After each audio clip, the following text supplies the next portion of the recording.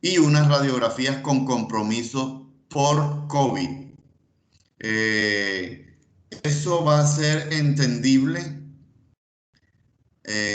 conociendo pues la anatomía radiográfica normal. Hay mucho tema en tórax, como está en boga, en moda la situación de la neumopatía por COVID. Entonces quería empaparlos un poco del tema. ¿Están conectados? Sí, señor, aquí estamos.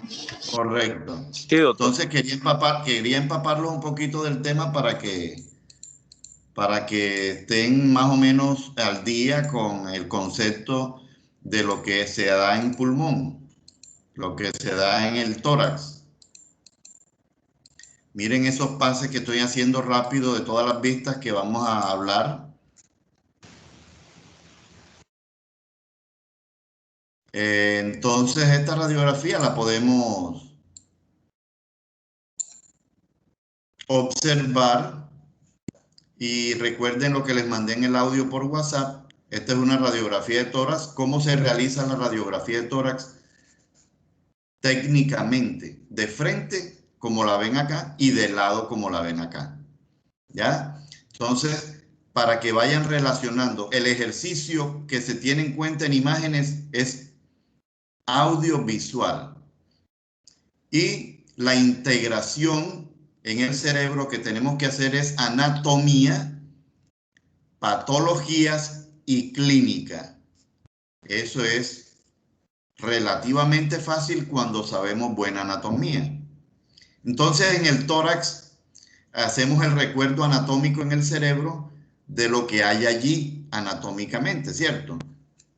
Entonces, en el tórax tenemos, partiendo desde afuera hacia adentro, la piel, tejido celular subcutáneo, planos musculares, la pared torácica ósea, por delante el esternón, por detrás la columna, las costillas a los lados, que constituyen los dos hemitórax, y las clavículas en la parte superior. El tórax está delimitado desde el punto de vista de tejidos blandos en la parte inferior por los diafragmas. El diafragma derecho está más alto que el izquierdo en el 95% de las personas. Eso en un estudio que hizo el doctor Benjamin Felson en aproximadamente 100,000 soldados del ejército de Estados Unidos por allá por la época de 1940, cuando estaba la Segunda Guerra Mundial. Entonces se convocó a toda la población a defender al país y estaban en epidemia de tuberculosis y se requerían controles radiográficos. El ejército de los Estados Unidos, que era uno de los más numerosos para la época, tenía a su haber, contaba ya con la tecnología de rayos X para el asunto de la detección de la tuberculosis, y se hacía como tamizaje. A todo el que tosiera le hacían placas. Más o menos esa es la historia de cómo Benjamin Felson, radiólogo de las Fuerzas Armadas de los Estados Unidos, aprovecha y todo ese número de placas le saca el jugo, por así decirlo, y le estudia la variabilidad anatómica al tórax en todo sentido. Entonces encontró que el hemidiafragma derecho era 95% más alto que el izquierdo. El 2% está el izquierdo más alto que el derecho y el 3% restante aparecen al mismo nivel en términos de porcentaje. Igualmente pasa con el ilio. El ilio derecho normalmente es más bajo que el izquierdo. Igualmente en la misma proporción. Desde el punto de vista técnico, como les decía en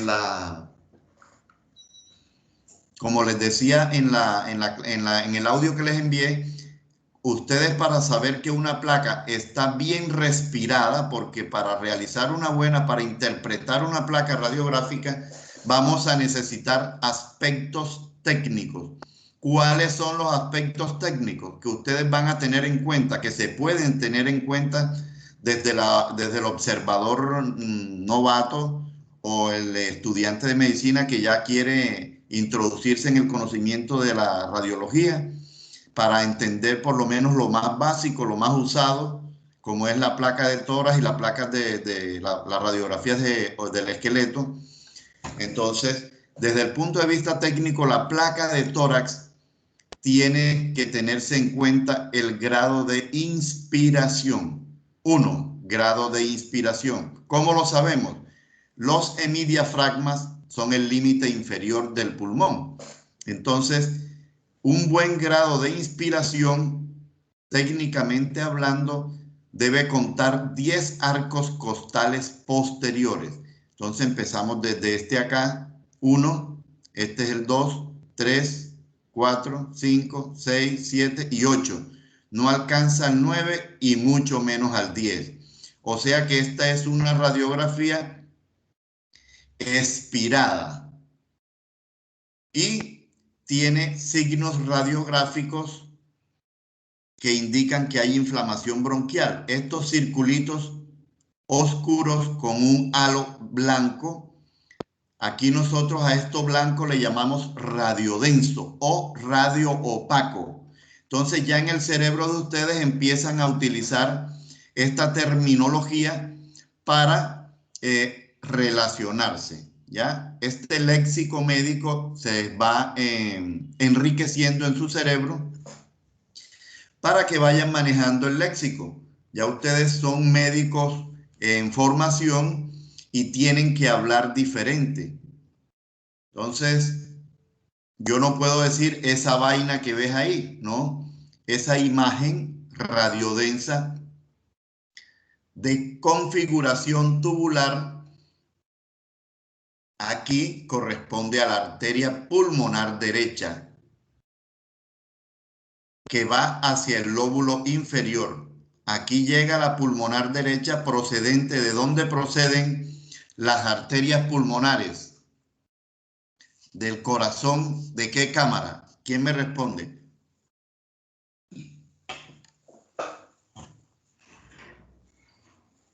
Ventrículo derecho.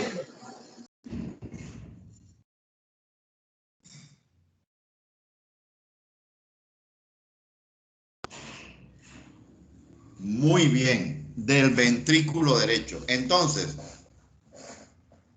eso es lo que yo quiero, que cuando yo esté hablando, sepa que la gente que está recibiendo la información, mis receptores están con conocimiento de causa de lo que estamos comentando. Entonces, las arterias pulmonares procedentes del ventrículo derecho, la derecha cruza y la izquierda está aquí.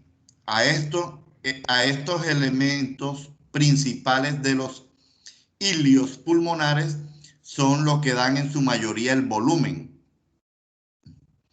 Las venas pulmonares empiezan acá y terminan en la aurícula.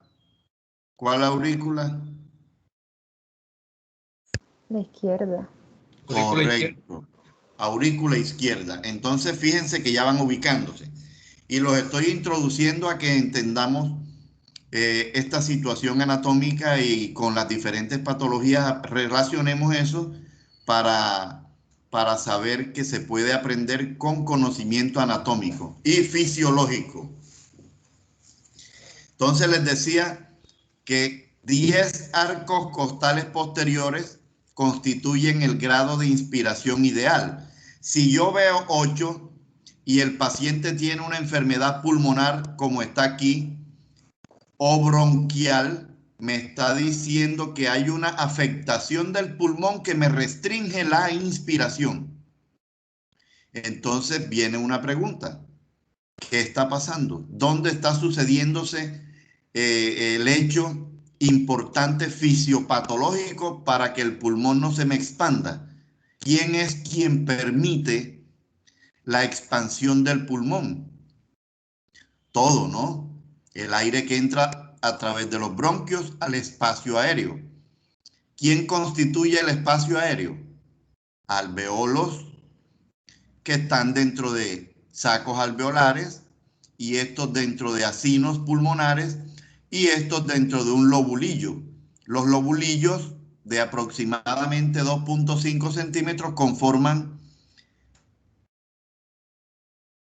el tejido más importante a conocer para entender la fisiopatología de todo lo pulmonar. De todo lo pulmonar. ¿Entendido?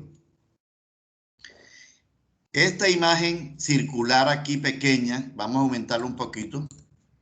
Esta y esta que ven aquí que se forma, nosotros le llamamos manguitos peribronquiales.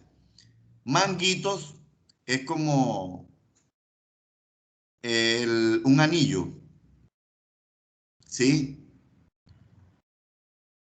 Ese anillo que representa el aro externo lo constituyen las paredes de un bronquio que está cortado por la placa que es de frente. Miren, esta placa, entonces ya ustedes empiezan a imaginarse lo que puede estar mostrándose en una radiografía de frente, en una de lado, y que en una de frente ustedes pueden saber que pueden observar un cuerpo extraño, un tumor, un nódulo, una alteración, una malformación vascular, aquí, acá, pero algo que yo vea en la placa lateral aquí, lo voy a ver aquí, si está en el izquierdo, o acá, si está en el derecho.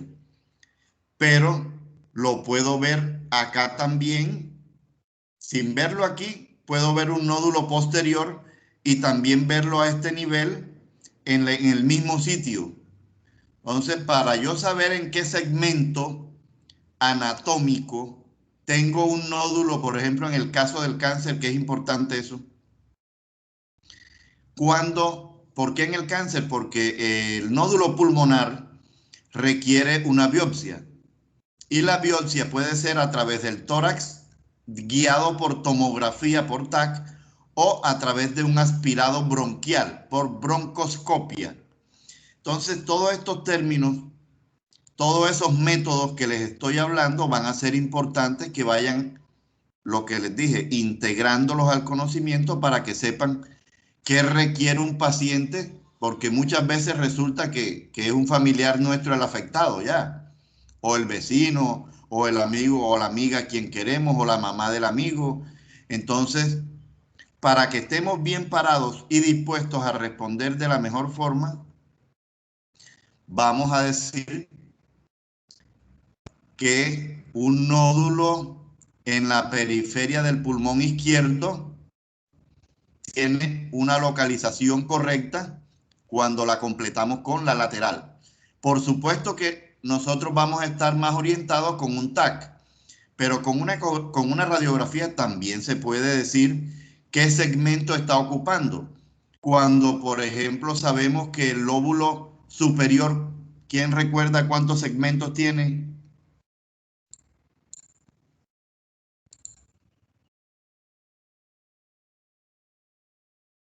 ¿Cuántos segmentos tiene un lóbulo superior? 2, doctor.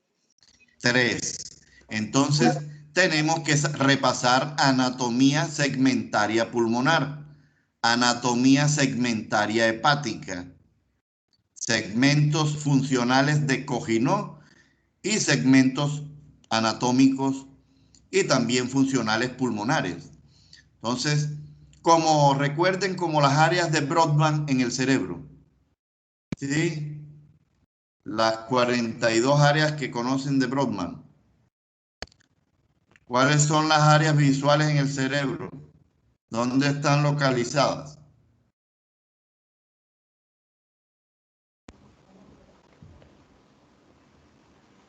En el lóbulo occipital. Correcto, lóbulo occipital. ¿Y corresponden a qué números? Bueno, no importa que no lo sepan. Lo importante es que sepan que hay que recordar esa anatomía y ir repasándola, ya. Entonces, una de mis funciones como docente es enseñarles, básicamente lo que yo enseño es cómo manejar los métodos diagnósticos diferentes que usamos en radiología, o mejor dicho, en imágenes diagnósticas. ¿Cuándo vamos a ordenar una radiografía de tórax? ¿Cuándo van a ordenar una ecografía hepatobiliar? ¿Cuándo van a ordenar una serie gastroduodenal? ¿Cuándo se va a ordenar un TAC de cráneo simple? ¿Cuándo va a ser contrastado un TAC de tórax? ¿Cuándo una arteriografía de carótidas? ¿O cuándo una ecodoppler de carótidas o de arterias femorales? ¿Cuándo mandan, qué estudio mandar en una insuficiencia venosa crónica de miembros inferiores? ¿Qué estudio ordenar en una cialoadenitis, en una enfermedad de Sjögren? En una tuberculosis, cómo enfocar la neumonía, tanto en pediatría como en la adultez. Entonces, tenemos que esta clase, para empezar, hablar un poquito de lo técnico, hablar un poquito de anatomía, para que ustedes sepan lo importante que es saber anatomía, que eso no se aprendió por un capricho, que eso se aprendió porque se requiere. El más mínimo detalle anatómico tiene una justificada en el conocimiento, ¿ya? Entonces, si yo digo, en el tórax existen arterias pulmonares, venas pulmonares, ya sabemos dónde llegan las venas, ya sabemos de dónde salen las arterias, pero también está la aorta, que sale del ventrículo izquierdo. Si sale del ventrículo derecho, ¿cómo se llama esa patología congénita? Si la aorta sale del ventrículo derecho y la pulmonar del izquierdo. ¿No sería la extraposición de grandes vasos? No la dextra, la transposición de grandes arterias. ¿Oíste? Ok, doctor. Bien. ¿Qué otras malformaciones congénitas cardíacas recuerdan? ¿Cuál es la más frecuente malformación cardíaca congénita? Y apuesto que se equivocan. La tetralogía de Fallot. Terriblemente mentira, falso. Todos vienen con ese defecto de conocimiento. Todos me llegan y que la tetralogía de Fallot, ¿por qué? ¿Quién les enseñó eso? ¿Dónde lo leyeron? Envíame al WhatsApp el artículo donde está eso. Entonces, repasamos todas esas cositas ya. No es cierto que la tetralogía es la cardiopatía congénita más frecuente. Todos llegan siempre a este curso de imágenes con ese conocimiento errado. Las cardiopatías congénitas más frecuentes se llaman comunicación interauricular, comunicación interventricular y ductus arterioso persistente o conducto arterioso persistente. Adivinen cerca de cuánto constituyen esas tres la prevalencia de cardiopatías congénitas. El 90%. La CIA, la CIB y el ductus son el 90%. El Fallot, si acaso alcanza el 5%. ¿Y por qué es bueno? Porque afortunadamente, imagínense que fuera esto lo más frecuente, la posibilidad de supervivencia que tendría un paciente con cuatro patologías en una. Imagínense. ¿Cómo estarían estas arterias pulmonares en el Fallot? ¿Así de gruesas?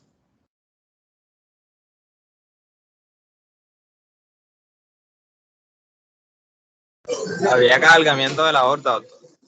Correcto, cabalgamiento aórtico. ¿Qué más?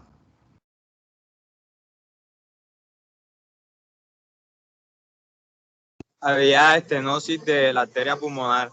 Correcto. Entonces yo vería esta arteria así, en un falot. No, señor. Nunca, correctamente. ¿Y el ventrículo derecho cómo lo vería? Agrandado. Agrandado el ventrículo derecho. ¿Y qué lo agranda? Dos condiciones del mismo falot. ¿Por qué se agranda el ventrículo derecho? Por la misma estenosis de la arteria pulmonar. ¿Y qué más? Y por la comunicación. Correcto, por la comunicación interventricular, que la presión del ventrículo izquierdo se vacía en el derecho y este incremento en la presión del derecho desde el izquierdo más la estenosis te da la cardiomegalia a expensas del ventrículo derecho. Entonces, cabalgamiento aórtico, ventriculomegalia derecha por la comunicación interventricular, estenosis pulmonar que produce un flujo pulmonar escaso. El calibre de las arterias pulmonares no va a ser normal, nunca así. Este manguito peribronquial lo dan entonces los procesos inflamatorios bronquiales y lo dan también las inflamaciones del intersticio peribroncovascular. ¿Cuántos intersticios existen en el pulmón? Muchos. Pero en el tórax muchos, pero en el propio pulmón existen 3 intersticios. El intersticio peribroncovascular, que hay en un intersticio, fundamentalmente desde el punto de vista histológico, ¿qué hay?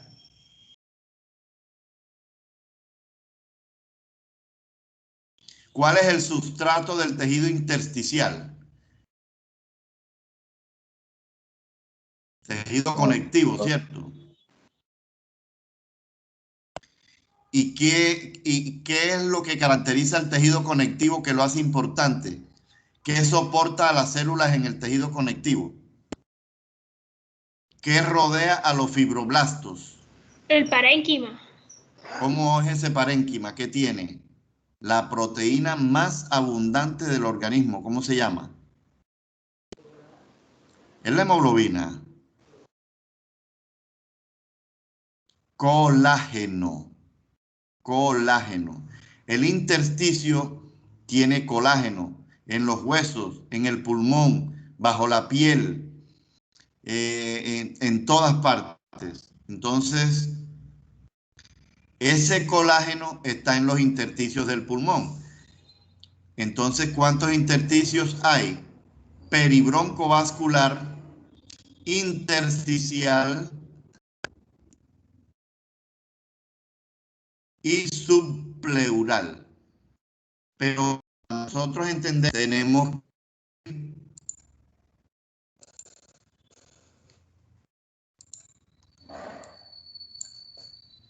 vamos a ver si localizamos la estructura que nos ayuda. Este es otro ejemplo de una radiografía. Esta sí es normal. Aquí con una discreta curvita de escoliosis en la columna hacia la derecha, ¿no? Miren cómo están estos diafragmas, según Benjamin Felson, casi a la misma altura, miren. Arteria pulmonar principal, coge la del lóbulo inferior, coge la arteria pulmonar izquierda, el callado de la aorta le llamamos botón aórtico. ¿Cuántos arcos costales? Contémoslo. 1, 2, 3, 4, 5, 6, 7, 8, 9, 10, casi 11. ¿Está normal el grado de inspiración? Sí. Correcto.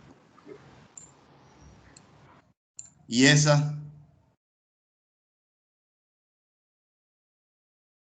1, 2, 3, 4, 5, 6, 7, 8. No alcanza completamente el 9.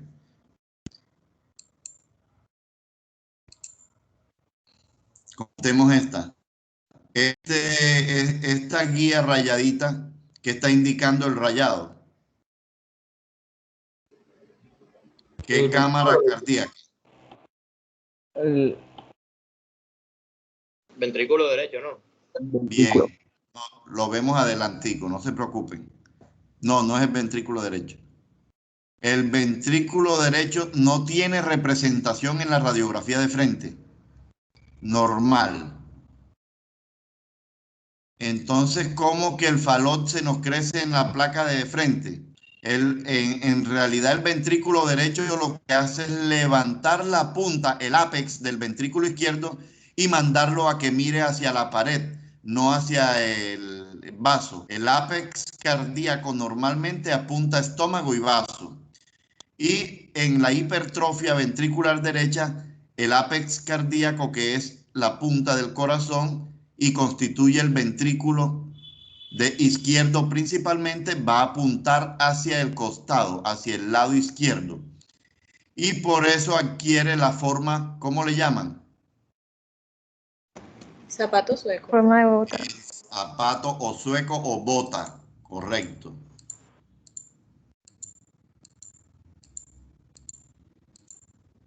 ¿Parece eso?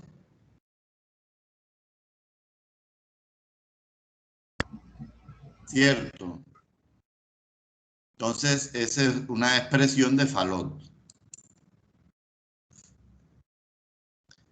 ¿Cómo ven ese tórax? Ya vieron tórax normales, la radiotransparencia, lo lúcido, lo oscuro, es el pulmón normal.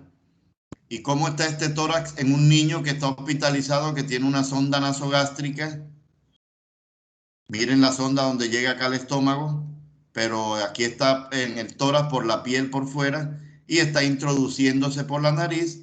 Miren por donde baja esta lineecita blanca y miren dónde llega aquí. Sonda nasogástrica. Seguramente el niño estaba distendido. Este niño, ¿qué observan en el tórax?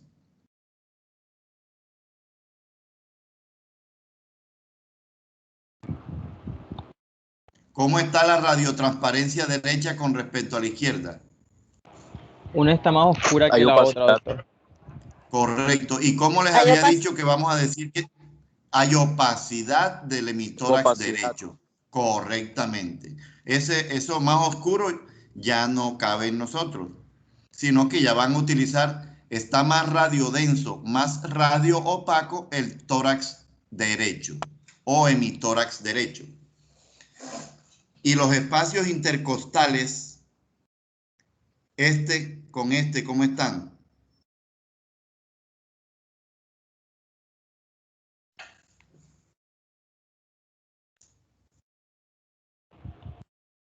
¿Qué pasó aquí?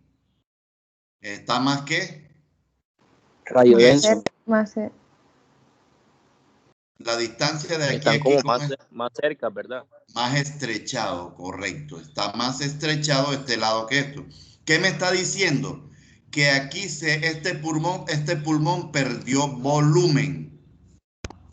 ¿Ya? Que este pulmón perdió volumen. Y que este pulmón está normal. ¿Para dónde cogió el corazón?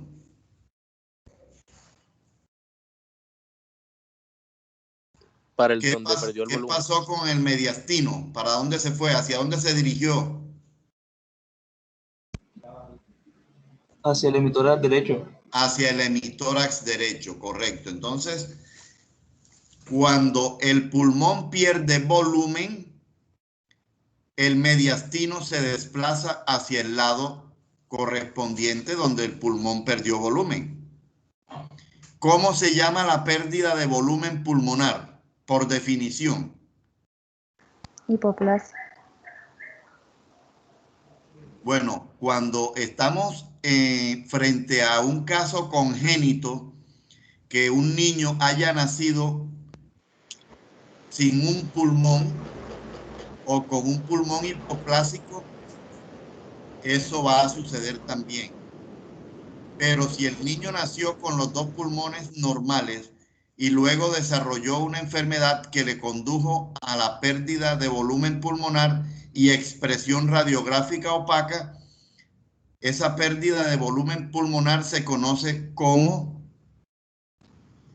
No sería La la atelectasia. atelectasia. atelectasia, correcto, muy bien. Eso es una atelectasia. Entonces, estamos frente a un pulmón que ha colapsado y que ha arrastrado consigo al mediastino. Tanto es el colapso o la atelectasia, es lo mismo. Colapso y atelectasia son lo mismo. Que se ha llevado la tráquea. Miren, la tráquea se la llevó hacia allá también. Y todo el mediastino, como la tráquea es del mediastino, en la parte superior observamos que se desplazó hacia el lado de la atelectasia, la tráquea. Entonces, eso es lo que podemos decir que es un hemitórax opaco por colapso pulmonar. ¿Qué es lo más frecuente, creen? Pueden pensar ustedes, no están en el derecho, en la obligación de saberlo. ¿Qué es lo más frecuente que produce atelectasia en un recién nacido? Que no es congénita. La obstrucción de las vías aéreas. Correcto, la obstrucción. Y en un recién nacido, ¿qué podríamos pensar que le indujo a atelectasia? Una broncoaspiración, no. Una obstrucción bronquial, correcto. Y en un recién nacido, ¿qué lo produciría? Bueno, para que recuerden si ya lo escucharon y para los que no escucharon sepan, en un recién nacido con trauma en el parto por un parto retardado, corre el riesgo de producirse hipoxia que llamamos hipoxia perinatal.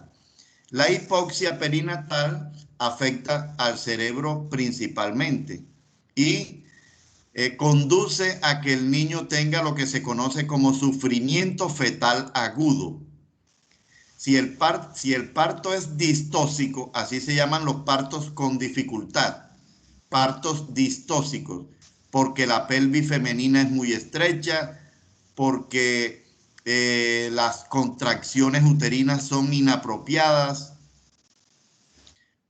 porque la mamá tiene una condición que le produjo atonía uterina, entonces el bebé quedó en el canal del parto y la cabeza quedó atrapada y eso conduce a hipoxia perinatal. Entonces el niño con hipoxia perinatal, ese cerebrito desencadena una serie de respuestas que llevan a unas consecuencias como es el meconiarse, es decir, hacerse popó en el líquido amniótico. Cuando el niño se hace popó en el líquido amniótico, ¿qué le cambia al líquido amniótico? La consistencia. Y se llama así, líquido amniótico meconiado. Entonces, esa consistencia ahora espesa, viscosa, aumentada, y el niño en las condiciones en que viene, que por fin logra salir y logra dar una primera bocanada y aspira líquido amniótico meconiado espeso, ese líquido amniótico meconiado espeso puede pasar al árbol bronquial de cualquiera de los pulmones y producir obstrucción por tapones de ese líquido amniótico viscoso, denso, espeso. Se llama síndrome del líquido amniótico meconiado o broncoaspiración del líquido amniótico meconiado. BALAM, broncoaspiración del líquido amniótico meconiado. Esa es una de las principales causas de atelectasia en el recién nacido.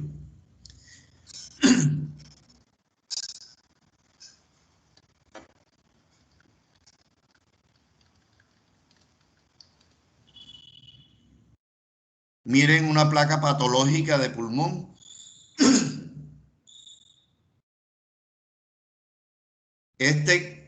Podemos definir entonces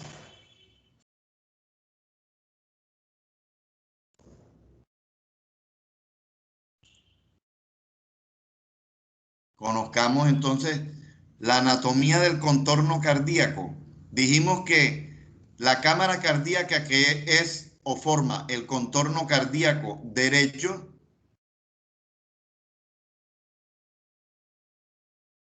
es la aurícula derecha. Y quien forma el contorno cardíaco izquierdo en la parte inferior es el ventrículo izquierdo. Inmediatamente superior está la aurícula izquierda. Aquí sí están las dos cámaras izquierdas, del lado izquierdo. Aurícula en la parte superior y ventrículo en la inferior. Inmediatamente por encima de este contorno está el segmento principal de la arteria pulmonar. Ese que sale inmediatamente del ventrículo derecho es este segmento. Y este contorno que se forma aquí debajo de la clavícula izquierda es el botón aórtico o callado aórtico. ¿Y dónde está el ventrículo derecho? No se ve.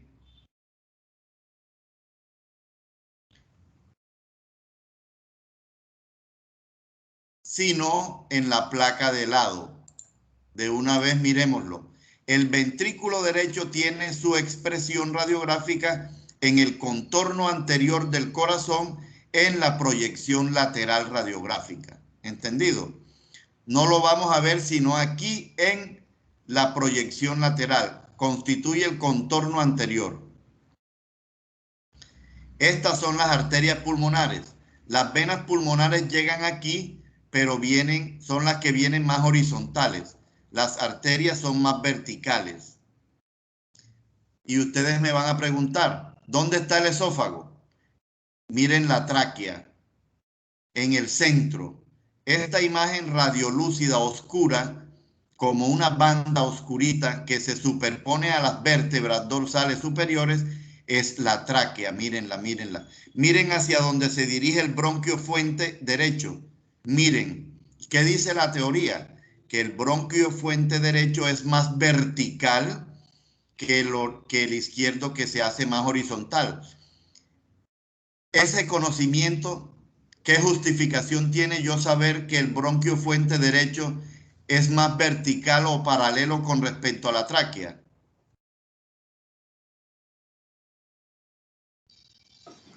¿Qué? La cantidad de lóbulos de los pulmones. No, tiene la justificada razón de que lo sabemos cuando un niño se le va un cuerpo extraño para el bronquio, o el mismo líquido amniótico meconiado coge más por aquí que por acá. El tapón del líquido amniótico afecta más al pulmón derecho. Miren el caso de la radiografía, fue precisamente la derecha. Y lo dice la continuidad que tiene en paralelismo o en verticalidad el bronquio fuente derecho con respecto al izquierdo, que se ve más horizontal. Entonces, las atelectasias por cuerpos extraños o por líquido amniótico meconiado o por tapones de moco son más comunes del lado derecho. No quiere decir que no se vean izquierdas, pero son más comunes por esta razón. Ahora, aprovecho la oportunidad de que la tráquea va en el centro para decirles que el esófago va aquí a la izquierda y posterior, pegadito a la tráquea. Entonces, por aquí va el esófago. Y aprovecho para decirles el otro aspecto técnico que tienen que tener en cuenta con respecto al volumen pulmonar de una radiografía normal, que son los 10 arcos costales. Eso dice el grado de inspiración, ¿cierto? Pero hay un dato que es importante saber, que es el centrado de la placa. El centrado es la equidistancia, se tiene en cuenta la equidistancia o la distancia semejante que hay de las apófisis espinosas, que son estas goticas que caen aquí de las vértebras. Esas gotas son las apófisis espinosas. La equidistancia que existe de las apófisis espinosas a los bordes mediales de las clavículas, aquí uno, aquí el otro, están a la misma distancia. Eso se llama centrado normal. ¿Qué pasa cuando yo veo una masa acá de este lado? tengo que ver que no sea que la placa esté rotada y que estas apófisis espinosas estén más del lado derecho o del izquierdo. Que no esté bien centrada la placa me puede presentar una alteración en la expresión del mediastino que me puede aparecer como una masa cuando en realidad no lo es. ¿Ya? Eso es la importancia de saber el centrado. Entonces, 1, grado de inspiración. 2, centrado. El otro aspecto es el grado de penetración. Y el grado de penetración es importante porque un grado de penetración que me permita ver los cuerpos vertebrales bien definidos, con los bordes bien definidos, eso también me permitirá ver una masa detrás del contorno cardíaco derecho o izquierdo, que esté oculta en la placa de frente. Estas placas de frente sin placas laterales son importantes en el paciente que está en cuidados intensivos, que por lo general está acostado de frente y no le realizan la placa lateral. Entonces allí sí se hace importante la vista de frente. También le llamamos, en el paciente acostado se la toman AP, antero-posterior, es decir, el rayo X entra por la cara anterior del tórax y sale por la posterior, imprimiéndose en en el chasis donde está la lámina donde se deja la impresión. Entonces, el grado de inspiración, el centrado y la penetración son importantes. Son los aspectos técnicos más importantes para permitir una buena interpretación de la placa radiográfica. Listo. Contorno cardíaco izquierdo, ventrículo izquierdo, aurícula izquierda, más arribita el contorno superior a la aurícula izquierda corresponde al contorno de la arteria pulmonar principal, la que da origen a la derecha y la que da origen a la izquierda. Y lo más superior es el callado aórtico. El esófago va aquí pegadito a la tráquea del lado izquierdo por lo general. Algunas variantes anatómicas lo mandarán del lado derecho.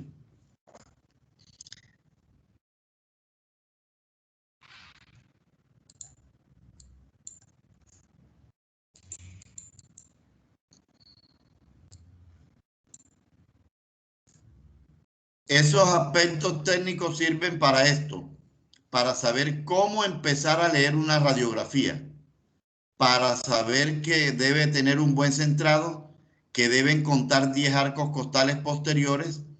Bueno, se me olvidaba recordarles lo que les mandé por allá. Los arcos costales posteriores son los más horizontales, miren, los más horizontales.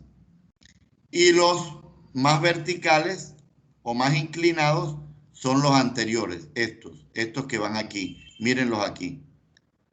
Muy inclinados. Entonces, los más horizontales son los posteriores. Esos son los que van a contar. ¿Cómo está el centrado de esta radiografía?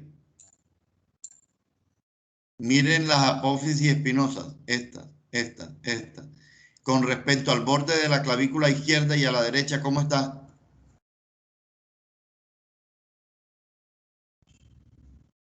Quiero que sepan es que esta está normal también, ¿oyeron? Así, más o menos esto está equidistante. Si yo mido aquí, aquí y de aquí a aquí, está equidistante. Este es el borde medial de la clavícula izquierda y este es el de la derecha.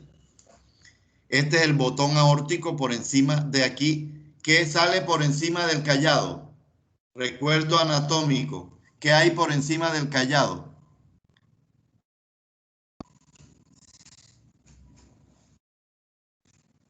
Está comiendo la tele para. ¿A dónde? Ahí cuando salí. Sí, era un juguito. No, Para aguantar. Ya, listo.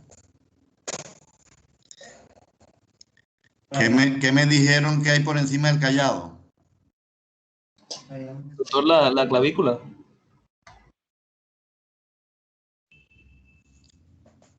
Bueno, sí, por fuera, pero en el mediastino.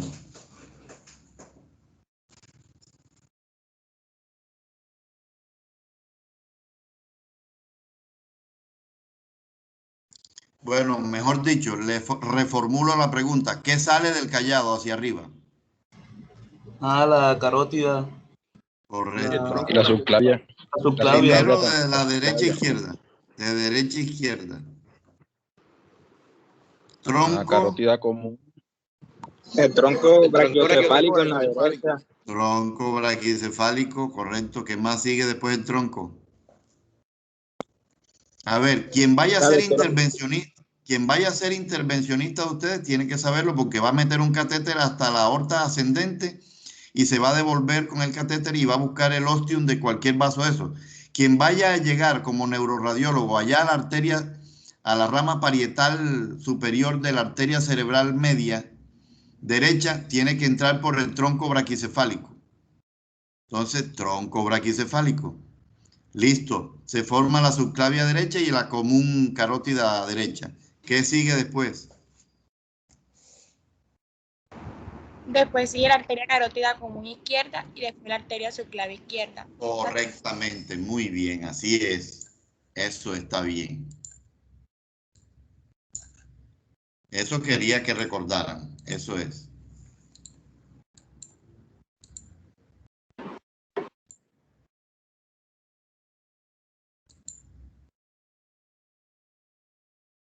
Mire, esto es pura patología pulmonar, pero de enfermedad, pura enfermedad de tipo respiratorio infeccioso, inflamatorio. Miren una atelectasia, aquí hay neumonía y atelectasia.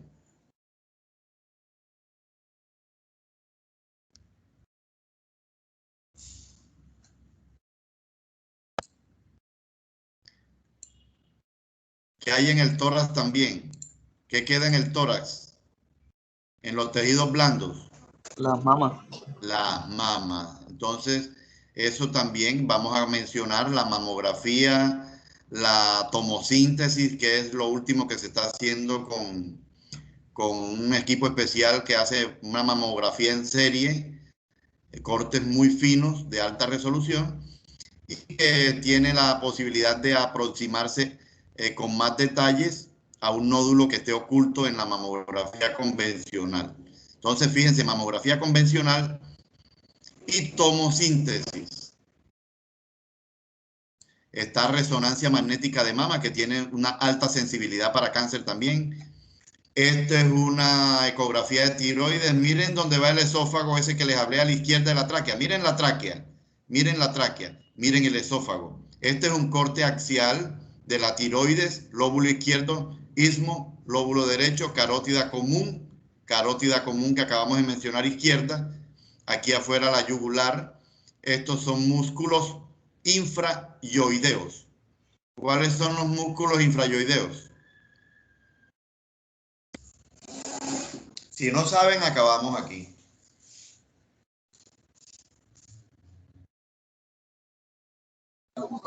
Los de la tiroides. Bueno, nos vemos mañana si quieren, o el martes. Muchachos, estuvo bueno el abreboca, ¿les pareció? Sí, señor, muy Sí, bueno. doctor. Sí, señor. Bueno, Dios me los bendiga. Igual usted.